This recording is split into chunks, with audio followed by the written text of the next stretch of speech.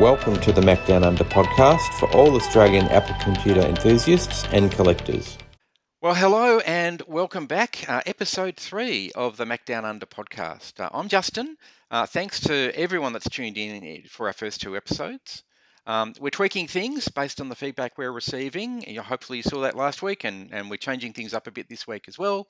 And don't forget to comment below to help us improve. This is our Apple Newton episode. So in this episode, we're going to talk about the Apple Newton MessagePad, the eMate, and other things that we've got in our collections between Matthew and himself.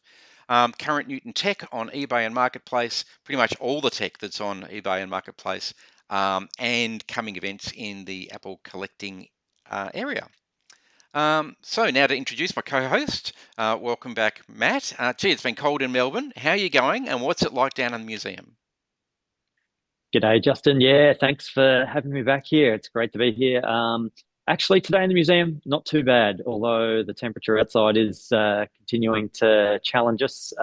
It's not too bad. Thankfully, I'm blessed with a lot of natural light as well, which can sometimes make it feel a bit better than it actually is. Yeah, getting the sun on your face or your back always makes That's me it. feel better. Any recent purchases in your collection?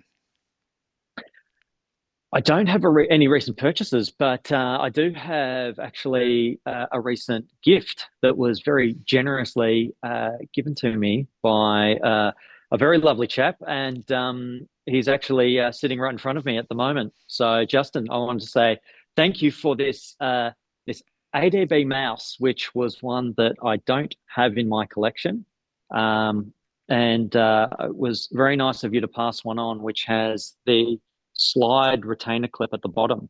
So I just wanted to, say thank you for that. And You're most also, welcome. it was. It's always great to have something new and unique come in. So it was great to get that, and I think that could also maybe preview a future conversation for us down the track. I think so. I've been going through my mice and having a look at some of the resources that are online, and there are so many variations of the ADB mouse, the serial mouse before that, and even the ADB2 mouse, let alone colours, just designs. And so I've been searching actually far and wide to get an example of each of them that I can afford. So yes, I think a conversation for a future day. But where I've got a couple of spares, more than happy to share. So we'll have to match up notes later on about all the others as we go along too. That's great. No, thank you, Justin. What about you in the last week? Anything new in the collection, purchases or sales? Anything left the collection? Yeah, no, I don't tend to sell a lot. I will one day, not yet. No, my focus has been on Apple TVs. Now, I know we said nothing newer than Intel, and Apple TV started with Intel, so I'm breaking the rules again. But I am just tidying up that section of the collection.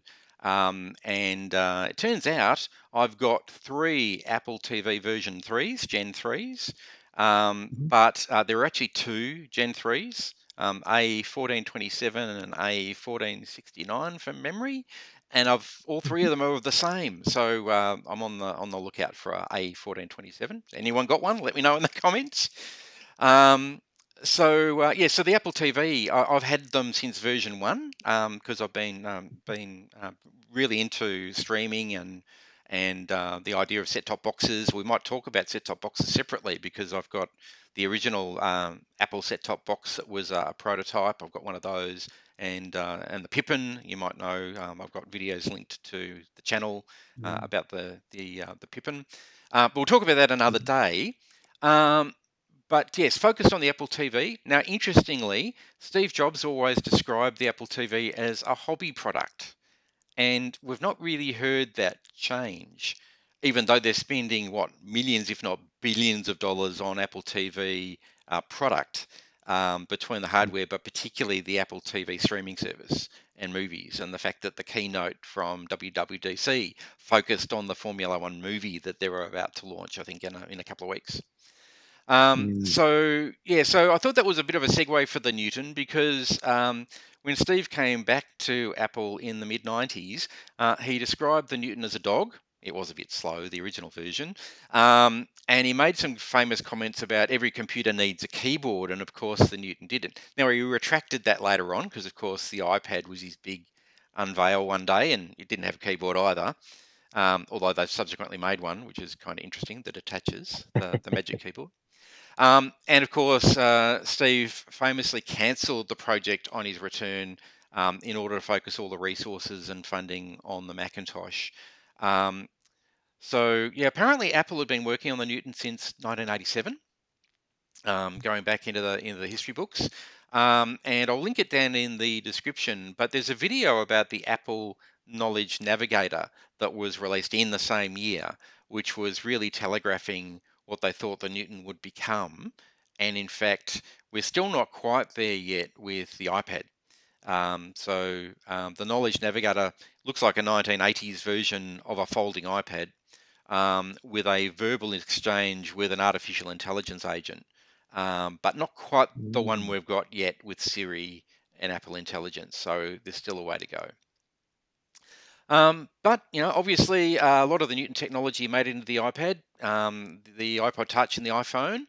And Inkwell, which was actually the handwriting recognition software, actually made it into earlier versions of the Mac OS X when they thought they'd release a tablet Mac, but they didn't. They built it, but they never released it. So my focus has been very much around the not quite core business products, and so I think the Newton fits into that beautifully. So, Matt, what Newton technology have you got in the museum?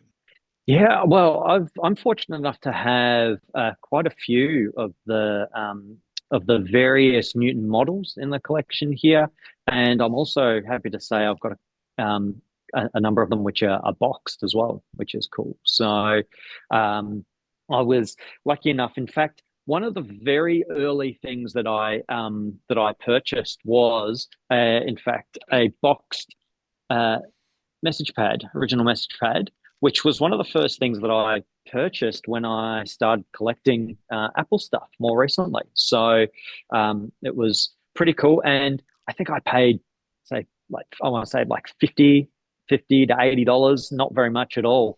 And I thought, for something like that boxed, I can't let that go. So I've actually had that for probably, coming up to sort of 20 years, which is pretty cool. So more recently, I came across a collection of stuff which included a boxed MessagePad 130 as well, which was great, and I was happy to add that in.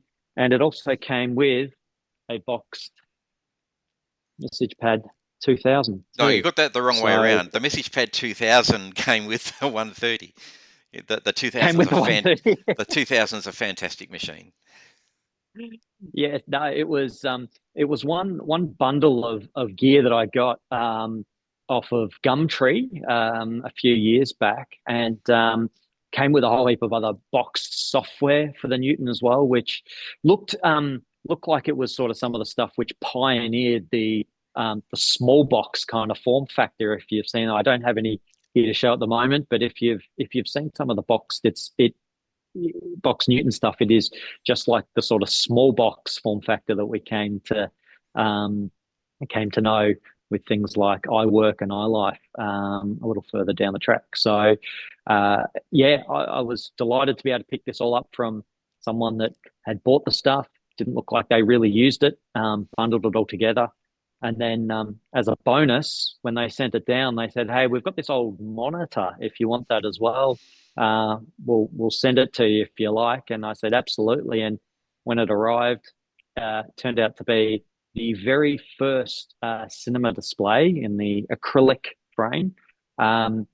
And I thought, I've got one of these, standard ADC connector, but it was actually the very first one which came out with DVI.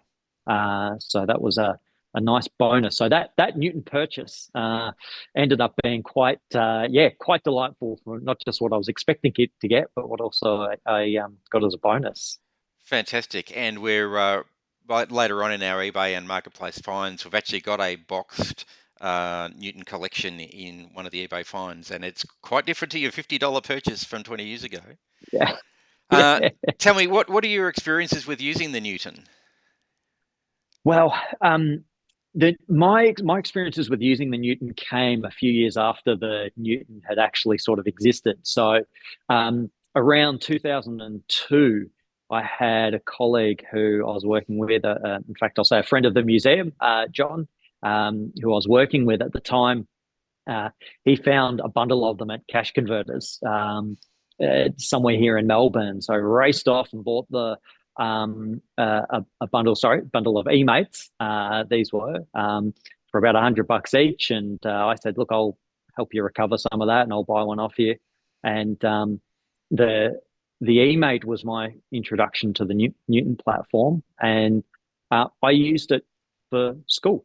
And Which is it exactly what they was were designed for. exactly, that's right. So 2002 was my second last year of high school, and it was brilliant. The ability to have a platform which was instant on as soon as you lifted the lid, it was ready to go.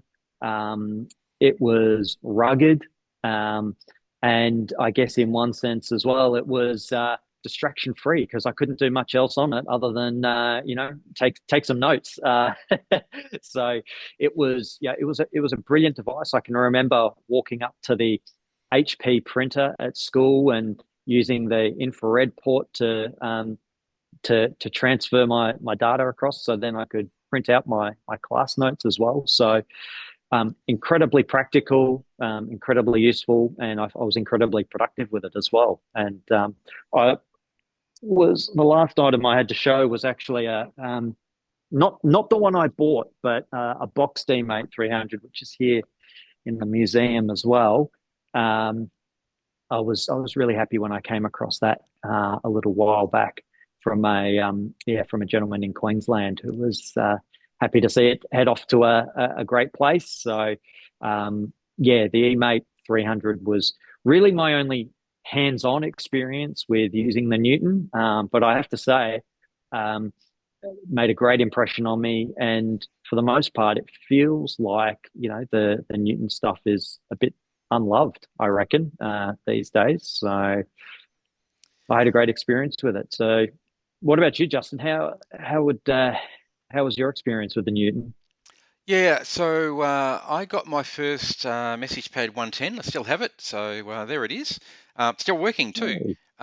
In 1995. So I didn't join early on. In fact, it was when I got my first full-time paying job, and not just being a student, that allowed me to purchase it, and I loved it. And in fact, I've been using PDAs, personal digital assistants of some form, ever since. My 110 got the mega upgrade. It got the gold stylus, it got the super case. I had a Nokia 2110E GSM mobile phone with a data card to allow me to fax and email directly from the Newton. So I went all in with the 110. But the downside, of course, is it didn't have a backlight.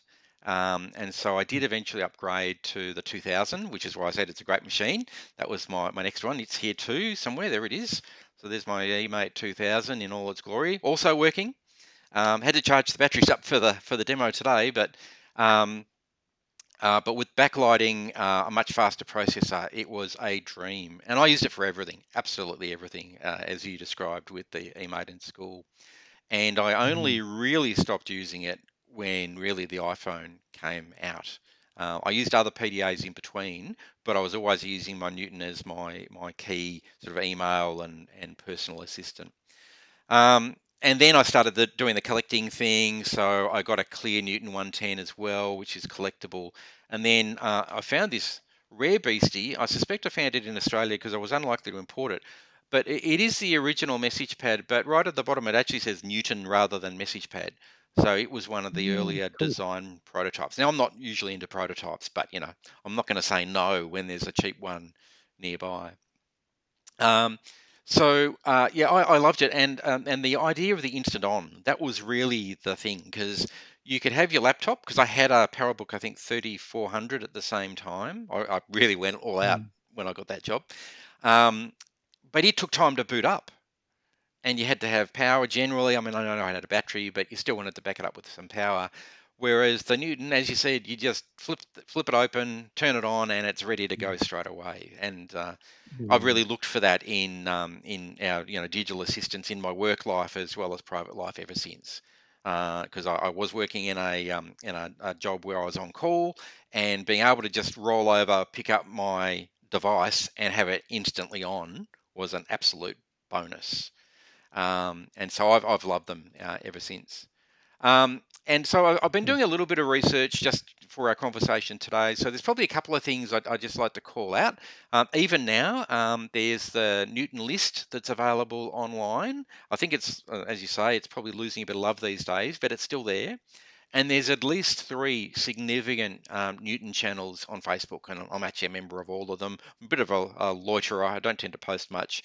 Probably will now because I'll post this video up there. But there's plenty of places to go for information for anyone that's interested.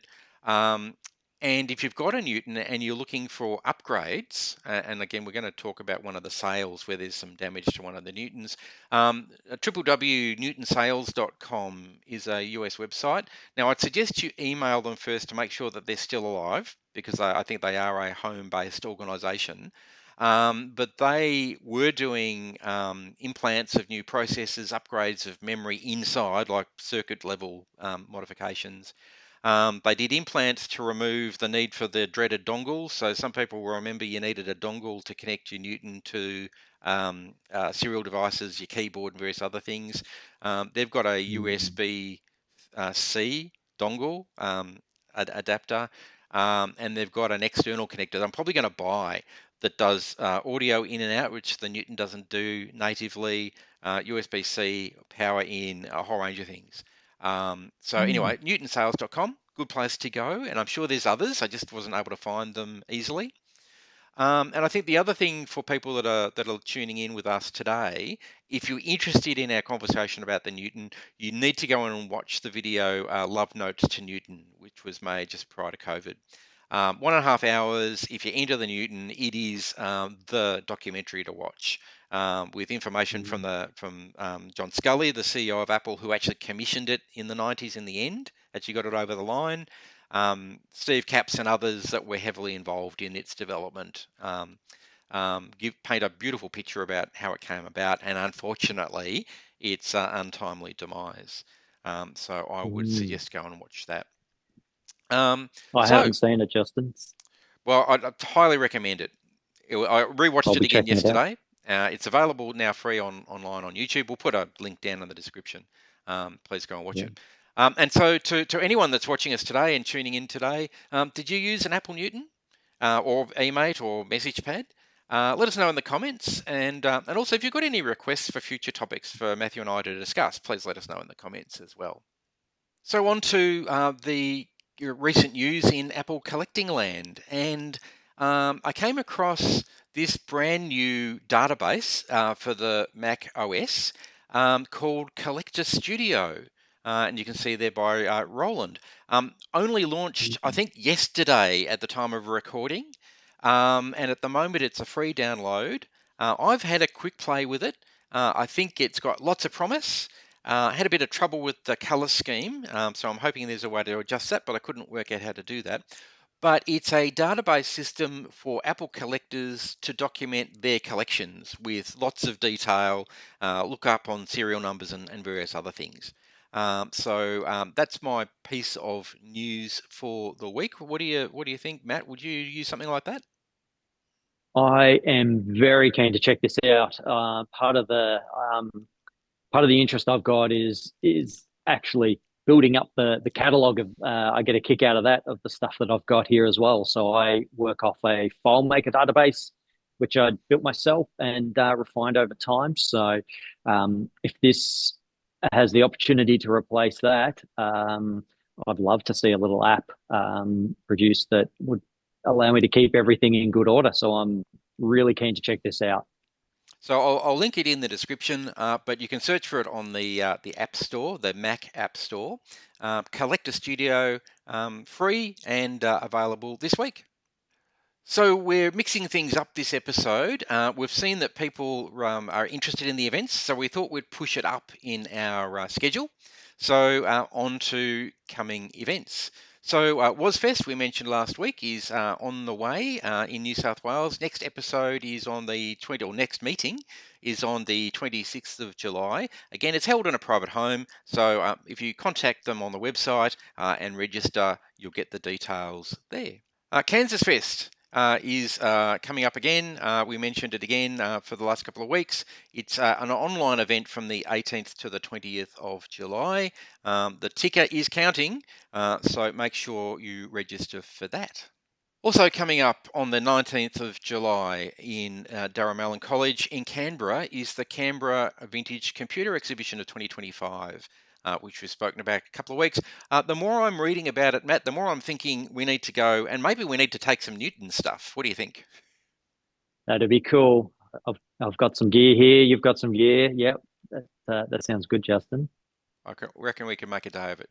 Also coming up in the Unley Community Centre is the Adelaide Retro Computing Group on Friday the 11th of July from 5:30 to 10:30. Next up, we've got the Technology Markets Computer Swap Meets. Now, these swap meets are often held in conjunction with a retro expo. And I just noticed, despite the upcoming markets being blank at the top of the screen, they do have dates on their website for the 6th of July and the 13th of July in Reservoir and Keysborough. So I would suggest tuning in on their website or other sources of your retro information to confirm that they're going to have a retro exhibition, but the dates are available. And Matthew, Mac Museum got an open day coming up really soon on the 5th of July. 5th of July, yeah, just under 2 weeks now. So make sure you get it in your diaries and get down here and have a chat face to face with Justin and I. We'd love to see you in here. It'd be fantastic to meet anyone that's a viewer and potential future viewers as well. If you're watching this in the future, please come down to the Mac Museum when it's open. And who knows, we might even bring some Newton stuff along for the next open day as well. So on to the for sale section for today, and in keeping with the theme, everything is Newton, Apple Newton related. Now, we've scoured Gumtree, Cash Converters, eBay and Marketplace. And so this is everything available for sale in Australia that we could find. If there's anything else, let us know in the comments, but there's not much. So we're going to talk about it all in fairly rapid fire. So we have a vintage Apple Newton MessagePad 110 with stylus and case that's working in New South Wales. Now, looking at the picture, Matt, that's not a MessagePad 110. That's an original MessagePad or a MessagePad 100, depending on the operating system. So just check if you're interested in buying this, just check with the seller that you're getting what's in the photo, but we'll assume for the moment you are. So $263 in New South Wales. Now, this seller's got a few things. We're not going to go through all of them, but they're listing a MessagePad 120, a Newton keyboard, a Newton flashcard memory, and a Newton modem, all for sale as well as additional add-ons if you're interested. Here we have a vintage MessagePad 110. It's definitely a 110. You can tell by looking at it.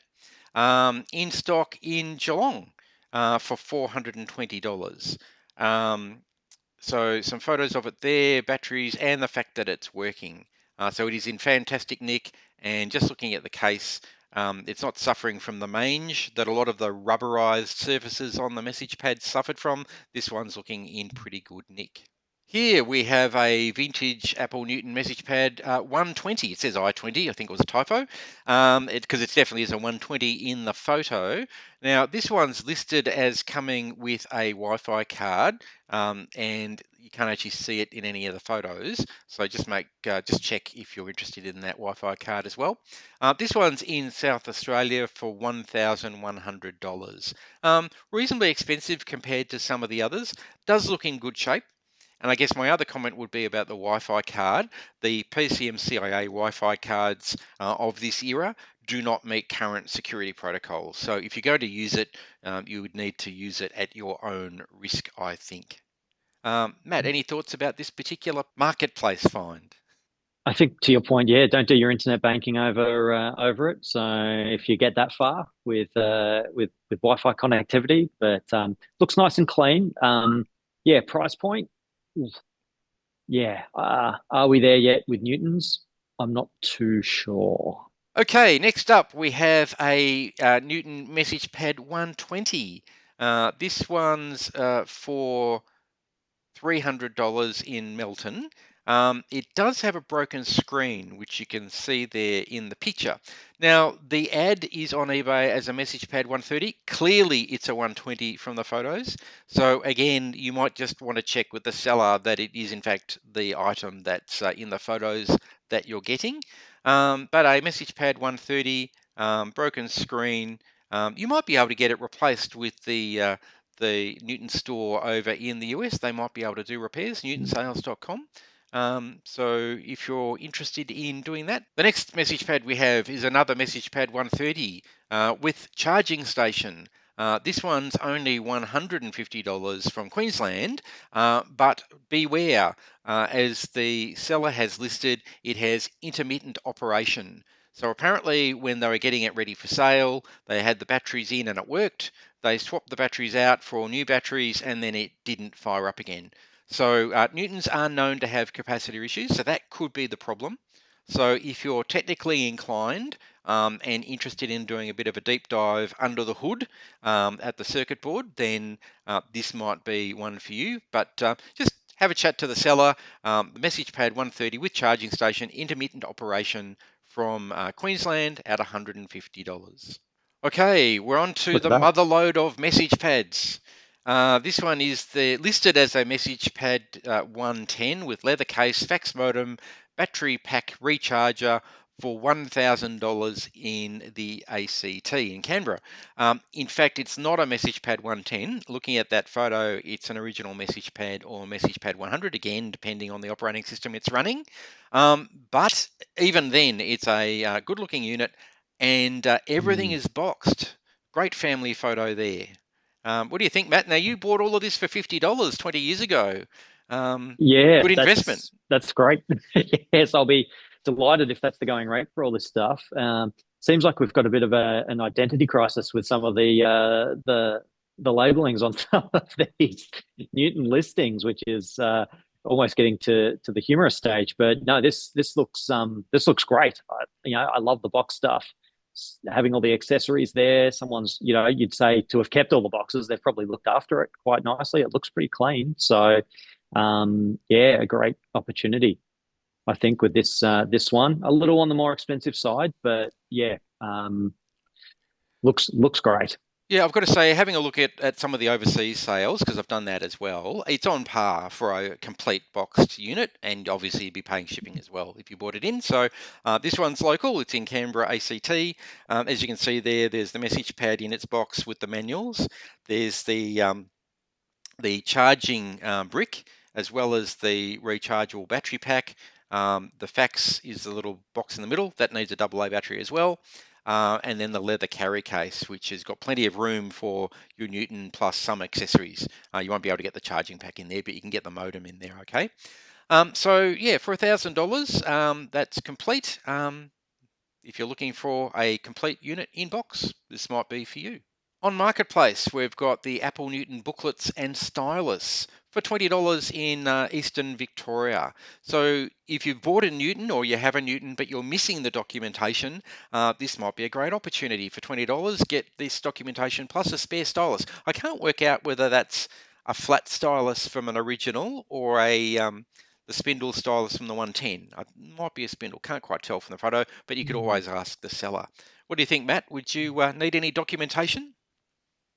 Not for me, but again, like you said, Justin, someone looking to complete their collection, add to their maybe Newton device that they've got, great opportunity. $20, not too bad. Well, that's the end of our third episode, the Newton episode. What do you think, Matt? We've covered a fair bit of territory. Anything stand out?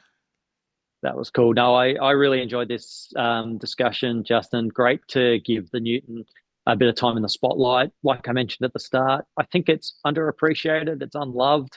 Arguably it was a bit unloved at the time when it was around. But I think, there's there's some opportunities there to pick up some of this stuff at reasonably affordable prices. So I think it might be something which does get its time in the sun at some point. And now might be the time to pick up some stuff while it's still reasonably priced. We didn't talk about it in the earlier discussion, but the Newton obviously got a lot of shade when the first version came out, and that's largely because the handwriting recognition wasn't thought to be that good. And there was a Simpsons episode, and there was a Doomsbury cartoon, and there was a whole lot of other things that really didn't help sales along. If you watch the love notes to Newton, you'll find out why. So it turns out they had some hardware limitations that limited the model that they were using, and everything they were doing in testing worked beautifully, but when they tried to fit it into the constraints of the final product, they had to jettison some of the language models, which apparently hindered it significantly. And of course, by the time you got the Newton, the MessagePad 2000, that was all sorted, because you had, the 2100 had 4 megabytes of ROM. It had heaps of room, but the early model probably went out just a bit too early. I hope as well that you noticed I moved my position for today's episode in front of the the period sort of correct stuff here as well for Newton. So I thought I'd shift my place in the museum for this episode in particular. Perfect. Well, we need, as we talked about in earlier episodes, you'll need to have a little Newton stand next to the appropriate era computer. Very good. Well, as you can see in this episode, we've mixed things up based on the feedback and the stats that we've seen from the first 2 episodes. So thanks everyone for joining us and tuning in. We'd appreciate your comments to help us improve. If you've got anything particular you want Matthew and I to talk about in future episodes, please let us know in the comments, and we'll be happy to take that on board. But we will be back next week, and so like and subscribe so you don't miss out. And until then, enjoy your Apple collecting and take care. See you next week. Thanks for joining the Macdownunder Podcast.